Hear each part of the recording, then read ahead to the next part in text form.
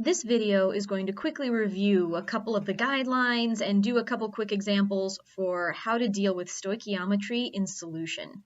It's exactly the same as regular stoichiometry, so you should go back to your Chapter 2 notes and consult your map of stoichiometry, but we're extending that to be able to use solution volumes and concentrations rather than simple mass amounts as our starting and ending points. The first important expression that you should memorize is M1V1 equals M2V2. This is for calculating dilutions. 1 is your stock solution, which is more concentrated. 2 will be the diluted solution, which is less concentrated. It's important to note that as long as you use the same units on each side of the equation, M1 and V1 don't necessarily have to be in exactly the same units. We'll see that in the example. The other important equation you should remember is C times V equals amount. The concentration, C, of a solution times a volume of that solution, V, will give you the amount of solute in that volume. If your concentration is given in molarity, then you'll get out an amount in moles. If your concentration is grams per liter, then the amount is grams. And it's important to note that unlike M1V1 equals M2V2, your concentration and your volume in this expression must be in the same units. For instance, if your C is molarity, then your volume has to be in liters. Some other good guidelines for dilutions: just use M1V1 equals M2V2.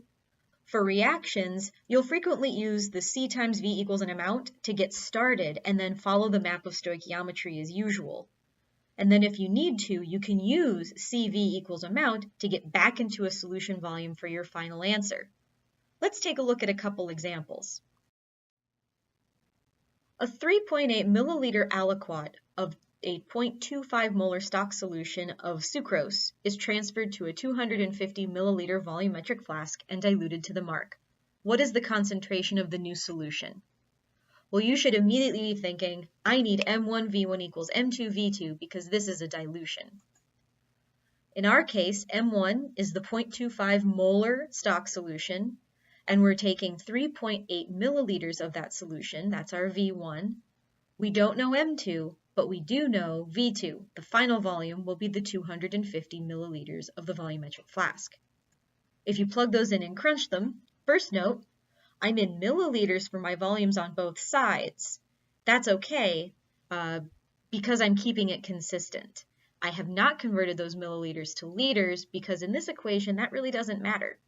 If I crunch the numbers, I find that M2, or my dilute concentration, is 0.0038 molar. Let's take a look at another example.